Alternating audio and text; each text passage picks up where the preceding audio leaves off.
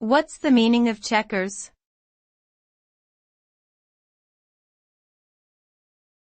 Checkers.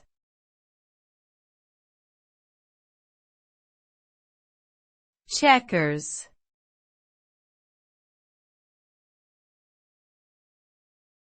Checkers.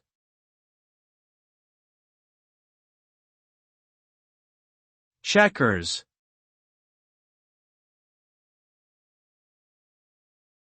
Checkers is a classic board game played by two players on a square board consisting of 64 squares, alternately colored in black and white. It is also known as drafts in some countries.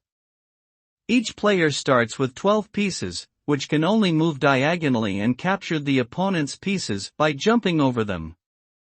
The objective of the game is to either capture all of the opponent's pieces or block them from making any more moves. Overall, checkers is a fun and challenging game that requires strategy and quick thinking.